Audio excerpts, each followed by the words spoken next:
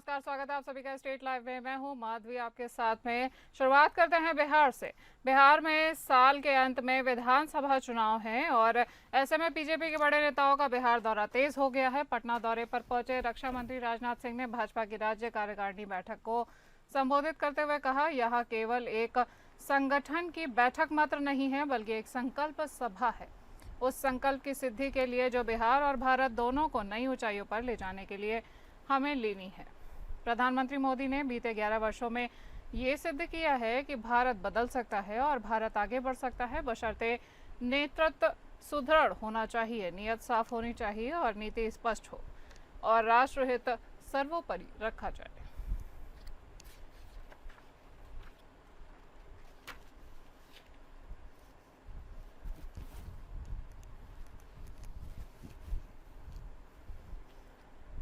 नेता प्रतिपक्ष तेजस्वी यादव ने कांग्रेस और पार्टी के वरिष्ठ नेताओं के साथ संवाददाता सम्मेलन को संबोधित करते हुए कहा कि चुनाव आयोग के समक्ष मतदाता पुनरीक्षण अभियान के मुद्दे को हम लोग बराबर उठा रहे हैं और चुनाव आयोग से मिलने का समय भी मांग रहे हैं, लेकिन चुनाव आयोग समय निर्धारित नहीं कर रहा है। चुनाव आयोग स्वयं ही असमंजस की स्थिति में है और हर दिन अपने ही फैसले और प्रक्रिया में बदलाव कर रहा है। यह किस तरह के निरीक्षण का कार्य हो रहा है, चुनाव आयोग को पता ही नहीं चल रहा है और क्या क्या कार्य होंगे।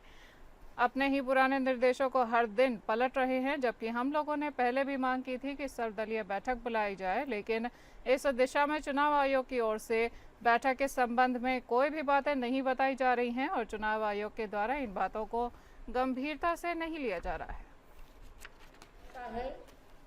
पिछली बार गहन मतदाता पुनरीक्षण वर्ष 2003 में हुआ था।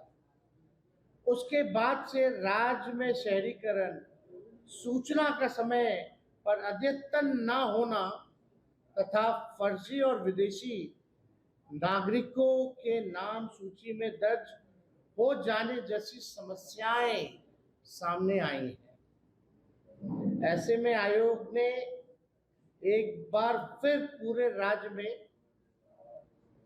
विशेष गहन पुनरीक्षण कराने का निर्णय लिया है। बीजेपी सांसद रविशंकर ने तेजस्वी यादव के बयान पर पलटवार किया है। आपको बता दें, तेजस्वी यादव ने कहा था कि बिहार में लोकतंत्र की हत्या हो रही है। रविशंकर प्रसाद ने कहा है कि यह वही लालू यादव हैं जिनके शासन में बूथ कैप्चरिंग और हत्याएं होती थी। अब जब तेजस्वी यादव को वोट नहीं मिल रहे हैं तो वे परेशान हो रहे हैं। वहीं उन्होंने कहा कि वोटर लिस्ट में ईमानदारी होनी चाहिए और गलत लोगों का नाम इससे हटा दिया जाना चाहिए। चुनाव आयोग को इस पर ध्यान देना चाहिए। रविशंकर प्रसाद ने तेजस्वी यादव के वक्फ कानून को कूड़ेदान में फेंकने वाले बयान की निंदा की है और कहा है कि यह कानून संसद द्वारा पारित किया गया है और सुप्रीम कोर्ट इसकी सुनवाई कर रहा है। तो बोल रहे हैं जिनके राज में बूथ कैप्चर, मर्डर, यही चुनाव था, बैलेट फाड़ना। आज बदलाव हुआ है, अब उनको वोट नहीं मिलता तो परेशान है। वोटर लिस्ट में ईमानदारी क्यों नहीं होनी चाहिए? आप वोटर हैं तो एक्सरसाइज चल रही, दिखा दीजिए अपना आधार कार्ड, दिखा दीजिए अपना प्लेस ऑफ बर्थ। क्या हम ये मान के चलें कि बहुत सारे झूठे लोगों का नाम नहीं है क्या? इसमें परेशानी क्या है? ईमानदारी से काम हो रहा है। अगर आप इतने लोकप्रिय हैं, जनता पर विश्वास करिए। पटना में रीतलाल यादव की पत्नी रिंकू कुमारी ने पुलिस पर आरोप लगाया है। उनका कहना है कि पुलिस उनके पति की हत्या करने के इरादे से उनके घर आई थी। रिंकू कुमारी ने कहा, पुलिस ने 500 जवानों के साथ हमारे घर पर छापे मारा है, जो आमतौर पर आतंकवादियों के खिलाफ कार्यवाही में भेजे जाते हैं। पुलिस की योजना थी कि मेरे पति का एनकाउंटर किया जाए और इसे फर्जी मुठभेड़ का रूप दिया जाए। रिंकू कुमारी ने आरोप लगाया है कि पुलिस पिछले 6 महीने से उनके पति को परेशान कर रही है और यह सब एक साजिश के तहत किया जा रहा है। उन्होंने दावा किया कि पुलिस पर राजनीतिक दबाव है और वो दानापुर सीट खाली कराना चाहते हैं। रिंकू कुमारी ने कहा कि पुलिस ने उनके साथ अभद्र व्यवहार किया है और उनकी बेटी की शादी के गिफ्ट में मिले पैसे भी निकाल लिए गए हैं।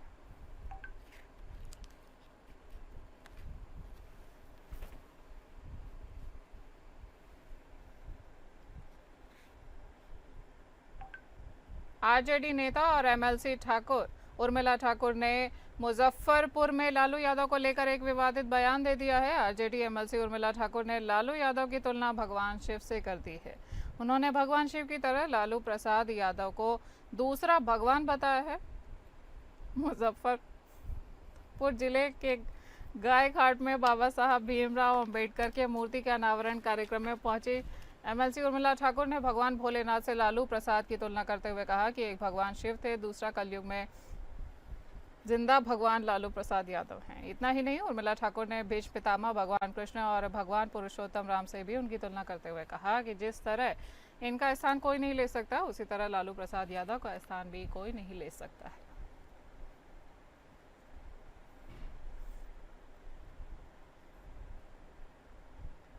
बात करेंगे सहरसा की, जहां पर नगर निगम के रोकड़पाल संतोष कुमार ने नगर निगम के पूर्व आयुक्त सुशील कुमार मिश्रा पर एक गंभीर आरोप लगाते हुए कोसी कमिश्नरी के आयुक्त को आवेदन देकर जांच की मांग की है। दरअसल नगर निगम के रोकड़पाल के द्वारा दिए गए आवेदन में नगर निगम के कई महत्वपूर्ण फाइलें गायब करने का जिक्र किया गया है और फाइल गायब कर फाइलों को जलाने का आरोप भी नगर निगम के पूर्व आयुक्त सुशील कुमार मिश्रा पर लगाया गया है। नगर निगम के जिन फाइलों के गायब होने का जिक्र किया गया है उनमें सफाई व्यवस्था योजना से संबंधित और एक अन्य फाइल के नाम भी शामिल हैं। हालांकि जब इनकी जांच की गई है तो आयुक्त सुशील कुमार मिश्रा से संपर्क कर उनसे पूछा गया, उन्होंने ऊपर लगाए गए सारे आरोपों को खारिज करते हुए बेबुनियाद बताया।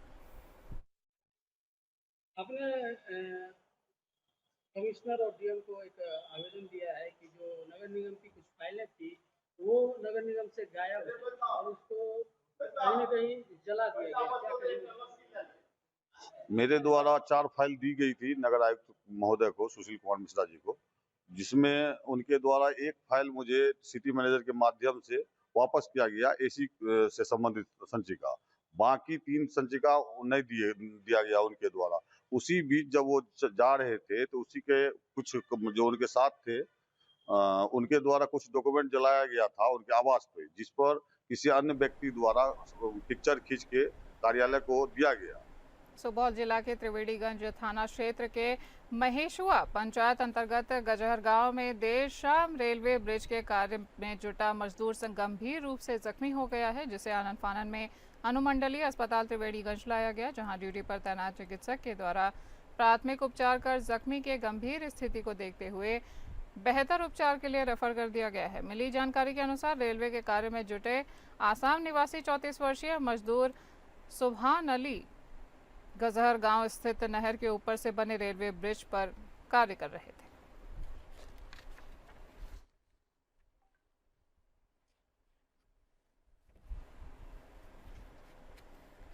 बात करेंगे छत्तीसगढ़ की। छत्तीसगढ़ के मुख्यमंत्री विष्णुदेव साय ने आज रायपुर में आयोजित छत्तीसगढ़ इंडस्ट्री डायलॉग 2 के शुभारंभ पर संबोधित करते हुए कहा कि छत्तीसगढ़ अब केवल कोर सेक्टर तक सीमित नहीं रहा, बल्कि semiconductor, artificial intelligence, pharma, defence, aerospace और ग्रीन हाइड्रोजन जैसे अत्याधुनिक उद्योगों का राष्ट्रीय केंद्र बनने के लिए तैयार हो चुका है। मुख्यमंत्री साय ने निवेशकों का स्वागत करते हुए कहा कि छत्तीसगढ़ की नई औद्योगिक नीति रोजगार और आर्थिक समृद्धि पर केंद्रित है। हम अपने राज्य को नक्सल प्रभावित अतीत से बाहर निकालकर देश का सबसे गतिशील औद्योगिक और तकनीकी हब बना रहे हैं। यह प्रदेश अब निवेश का सबसे आकर्षक गंतव्य बन चुका है।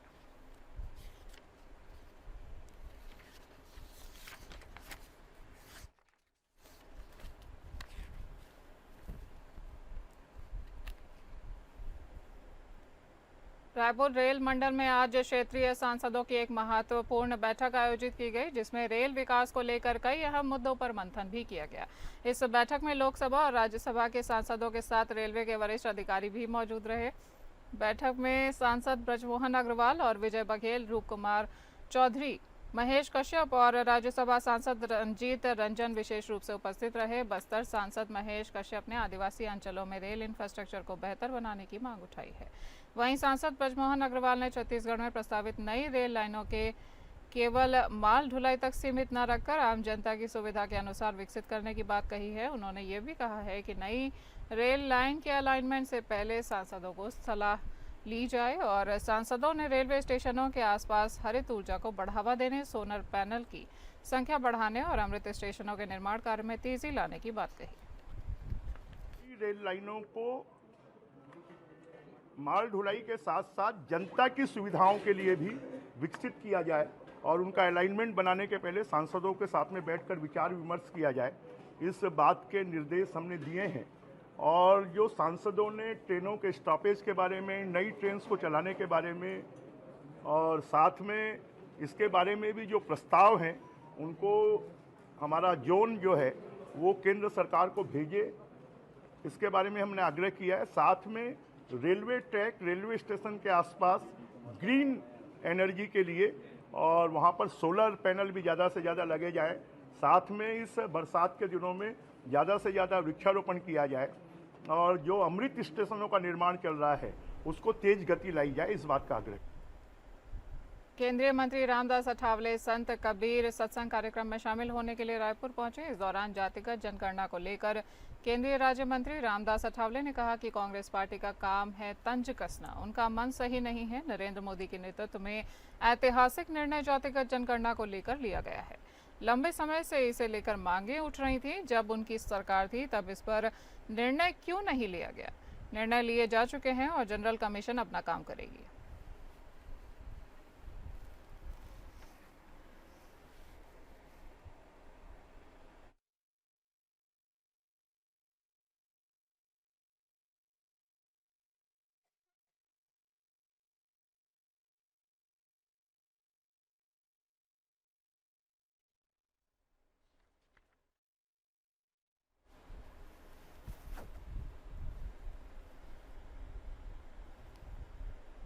हिंदू जनजागृति समिति और महाराष्ट्र के छत्तीसगढ़ राज्य समन्वयक सुनील घनवट ने गंभीर आपराधिक प्रकरण का खुलासा करते हुए बताया कि उनके नाम से एक फर्जी शिकायत पत्र प्रधानमंत्री कार्यालय को भेजा गया है। इस शिकायत में उनका नाम, पद और एक नकली लेटर हेड का दुरुपयोग करते हुए गढ़े गए आरोपों के आधार पर एक सुनियोजित बदनामी अभियान चलाने का प्रयास किया गया है।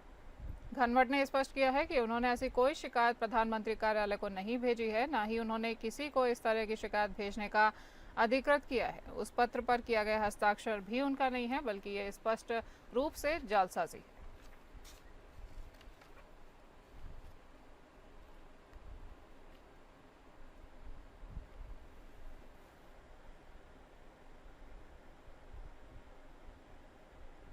बात करेंगे राजस्थान की। अब ब्रिक्स समिट में राजस्थान की एंट्री देखने को मिल रही है। आपको बता दें कि राजस्थान के मयंक त्यागी को ब्रिक्स का राजस्थान क्षेत्रीय निदेशक नियुक्त किया गया है। यह नियुक्ति ब्रिक्स के चेयरमैन हरवंश चावला द्वारा दिनांक 30 जून 2025 को देर रात जारी नियुक्ति पत्र के माध्यम से की गई है। ब्रिक्स एक प्रतिष्ठित वैश्विक संगठन है जो ब्राजील, रूस, भारत, चीन और दक्षिण अफ्रीका के साथ साथ ब्रिक्स के अन्य देशों जैसे मिस्र, इथियोपिया, ईरान, यूएई और इंडोनेशिया के बीच आर्थिक सहयोग, व्यापार विकास और नवाचार और निवेश प्रोत्साहन के लिए कार्य करता है। भारत विशेष रूप से प्रधानमंत्री नरेंद्र मोदी जी के नेतृत्व में ब्रिक्स जैसे मंच पर वैश्विक आर्थिक संतुलन बनाने की दिशा में अग्रणी भूमिका भी निभाता रहा है और पीएम मोदी का स्पष्ट दृष्टिकोण है कि भारत के प्रत्येक राज्य को वैश्विक मंच से जोड़कर वोकल फॉर लोकल को ग्लोबल फॉर लोकल में बदला जाए।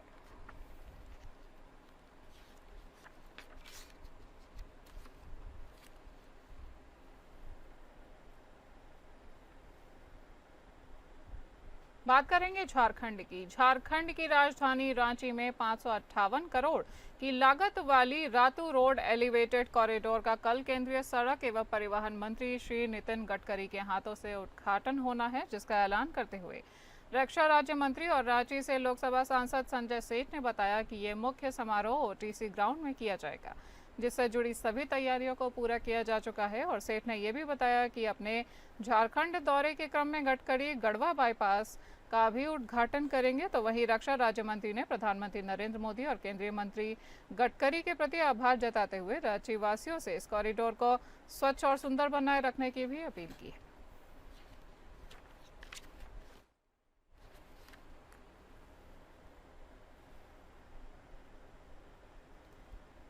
झारखंड सरकार के कैबिनेट मंत्री और योगेंद्र प्रसाद महतो के सबसे छोटे भाई भरत कपूर का आज बुधवार सुबह आकस्मिक निधन हो चुका है। हैदराबाद के एआईजी अस्पताल में आज सुबह के करीब 6 बजे उन्होंने अंतिम सांस ली है, जिसकी जानकारी सोशल मीडिया के जरिए देते हुए मुख्यमंत्री हेमंत सोरेन ने दुख जताया है और उनके परिवार के प्रति अपनी संवेदनाएं भी व्यक्त की हैं। जानकारी के मुताबिक भारत कपूर कई बीमारियों से ग्रसित थे और पिछले कई महीनों से उनका इलाज चल रहा था। अपने भाई को खोने के बाद शोक में डूबे मंत्री योगेंद्र प्रसाद दिल्ली के दौरे पर गए हुए थे और वो तुरंत ही झारखंड के लिए रवाना हो चुके हैं।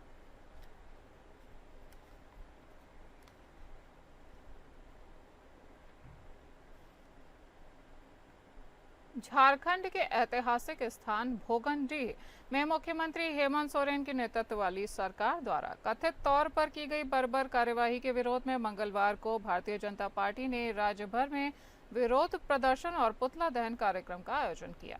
इसी कड़ी में जामताड़ा जिला मुख्यालय के सुभाष चौक पर भाजपा जिला कमेटी द्वारा विरोध प्रदर्शन किया गया, जिसमें मुख्यमंत्री हेमंत सोरेन का पुतला दहन कर कड़ा विरोध जताया गया। कार्यकर्ताओं ने नारेबाजी करते हुए गद्दी छोड़ो, हेमंत सरकार मुर्दाबाद, तानाशाही नहीं चलेगी, आदिवासी अस्मिता के अपमान का बदला लेगा झारखंड के नारे भी लगाए।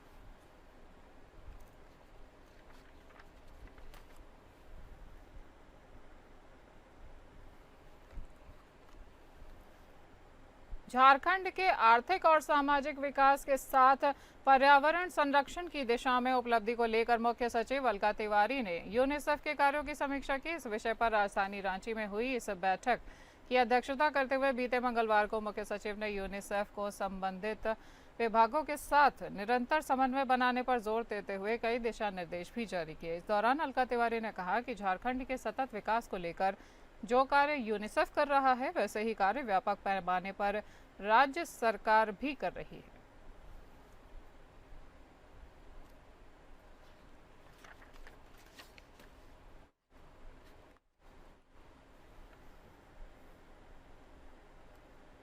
झारखंड हाईकोर्ट में बीते मंगलवार को Bihar state cooperative marketing union limited को लेकर एक बड़ा फैसला सुनाया गया है। दरअसल हाईकोर्ट के जस्टिस आर मुखोपाध्याय और जस्टिस अंबुजनाथ की कोर्ट ने बिस्कोमान के निदेशक मंडल के चुनाव की प्रक्रिया और परिणाम जारी करने पर लगी रोक को हटाते हुए इस मामले से जुड़ी याचिका निष्पादित कर ये कहा है कि चुनाव संबंधी विवाद को उचित फोरम में ले जाना चाहिए। गौरतलब है कि इसी साल मई के महीने में हुए बिस्कोमान चेयरमैन के चुनाव पर राज्य हाईकोर्ट ने मतदान के बाद मतगणना पर रोक लगा दी थी।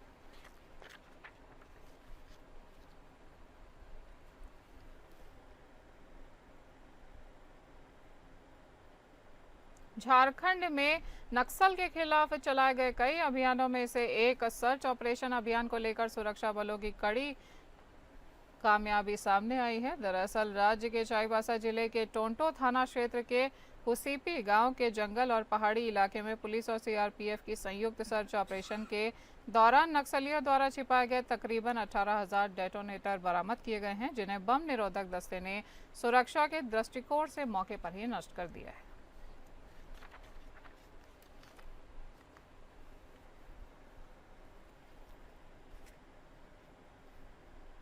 झारखंड के बोकारो में शिक्षा खेल संस्कृति के बीच अब क्षेत्र में राज्य का आदर्श मॉडल बनेगा और गरगा डैम की संरचना को सुदृढ़ करने और पर्यावरणीय पर्यटन को बढ़ावा देने नया मोड़ बस स्टैंड के सौंदर्यीकरण करने और 20 विस्थापित गांवों का मॉडल रेसिडेंस के रूप में विकसित करने और प्रमुख पार्कों में ओपन कॉन्फ्रेंस हॉल और थिएटर निर्माण की योजना पर बोकारो में विकास कार्य होने जा रहा है।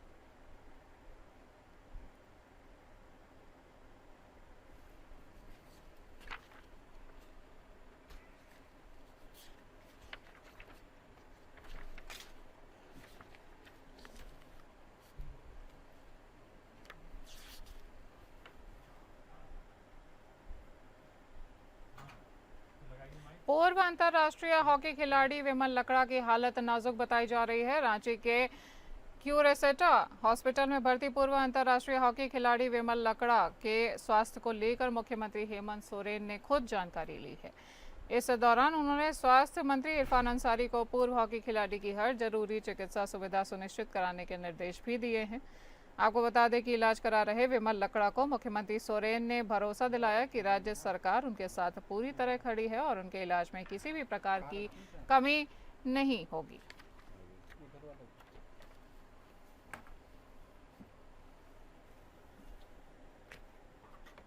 सावन का महीना आते ही देवघर के लोगों के चेहरे पर खुशी नजर आने लगती है। आपको बता दें कि श्रावणी मेले में आने वाले लाखों श्रद्धालुओं से पूरे देवघर के बाजार में 1000 करोड़ से 3000 करोड़ तक के कारोबार होने की संभावना बनी रहती है। देवघर जिले में आने वाले श्रद्धालुओं के लिए स्थानीय लोग अपने अपने दुकानों को लगाकर लाखों की कमाई करते हैं, तो वहीं जिन लोगों का अन्य व्यापार है उनका कारोबार भी श्रावणी मेले में बढ़ जाता है। इस बुलेटिन में इतना ही। नमस्कार।